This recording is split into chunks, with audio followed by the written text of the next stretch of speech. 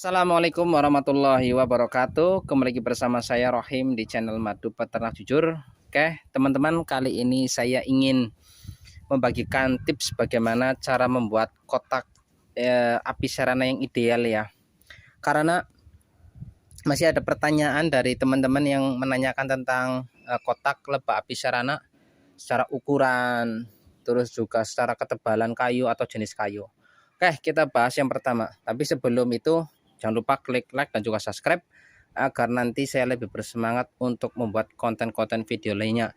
Dan saya juga berterima kasih kepada subscriber saya, pada teman-teman yang sudah mendukung saya sehingga kami bisa sebanyak ini atau sudah mencapai keberhasilan seperti ini dalam hal pembuatan konten ya. Dan moga-moga bukan cuma saya saja yang berhasil, moga-moga teman-teman juga berhasil dalam budidaya lebah madu, terutama jenis Apis cerana, mellifera atau jenis lebah trigona lainnya, lebah madu lainnya. Oke, kita masuk ke pembahasan yang pertama adalah untuk jenis kayu ya. Ini untuk jenis kayu terserah teman-teman pakai yang apa, cuma jangan pakai kayu yang bau. Saya pernah menggunakan kayu pinus, itu kurang disukai oleh lebah serana teman-teman. Mungkin kalau untuk jenis kelanceng nggak masalah, tapi untuk serana jangan itu. Terus untuk ketebalan, semakin tebal sebenarnya makin bagus, cuma di sini saya menggunakan ketebalan antara 1 cm sampai 2 cm teman-teman, karena mungkin secara biaya lebih ngirit ya. Nah ini buat teman-teman yang mungkin lebih tebal nggak masalah, cuma paling tipis ya 1 cm ya teman-teman. Sama untuk seratnya, bagusnya seratnya yang yang berserat gitu, yang keras itu bagus. Nah ini albasiar boleh dikatakan ya harganya murah, tur juga si lebah pisarana juga mau, jadi saya biasanya pakainya ini jenis kayu albasiar ya teman-teman, yang harga per papannya itu kurang lebih 15.000 ini nih. Nah ini belum saya olah ini. Nah ini harganya per papannya kurang lebih 15.000 kalau di daerah Banyumas ya, nggak tahu kalau di teman-teman yang lainnya. Oke, yang kedua untuk ukuran sendiri teman-teman. Di sini kita pakai ukuran, saya turunkan dulu ya. Nah, di sini saya pakai ukuran lebarnya itu kurang lebih di sini 26 teman-teman. Di sini 26, kelihatan ya. Nah, ini 26 teman-teman. Untuk panjangnya sendiri di sini itu 27 teman-teman. Dan untuk tingginya sendiri di sini 20 teman-teman, bisa kelihatan ya. Nah, terus satunya lagi di sini kita di bawahnya itu kita kasih papan ya. Kita papan yang di depan ini buat tempat pendaratan sing lebah. Jadi kalau lebah itu keluar masuknya jadi lebih mudah. Tapi kalau nggak ada tempat pendaratannya itu susah. Sama saya biasanya kasih queen excluder ya. Nanti kita bahas lebih detail. Kayak untuk tutupnya sendiri ini juga penting teman-teman.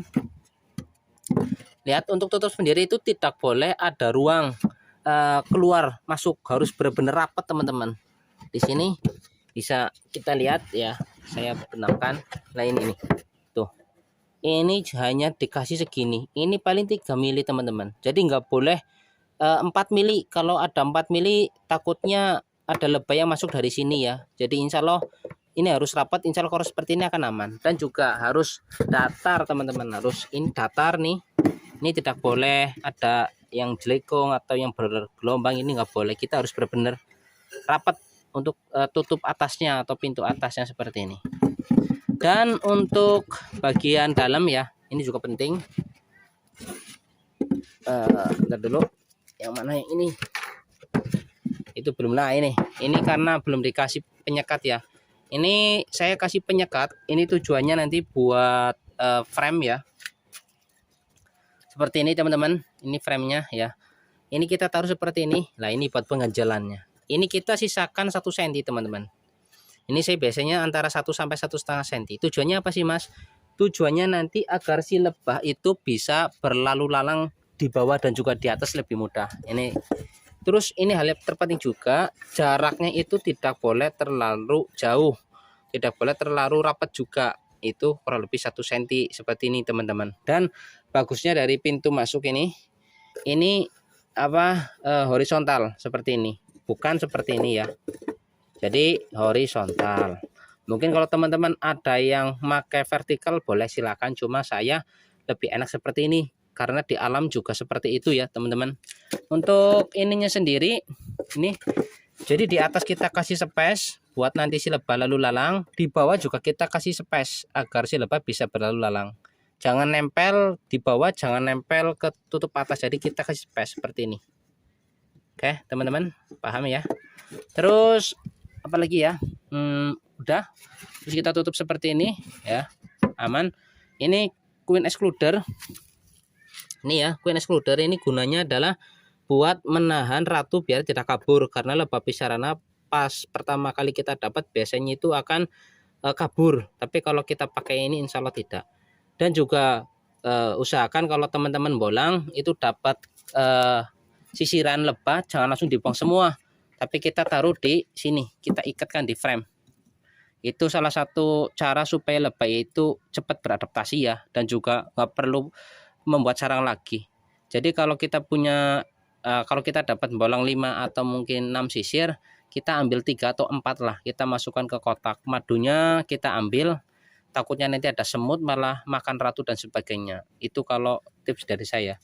Dan untuk queen excluder ini pelepasannya biasanya itu ketika pas pergantian ratu ya. Jadi kalau teman-teman dapat itu koloninya kecil, terus nanti sudah besar panen madu, terus mereka bikin drone.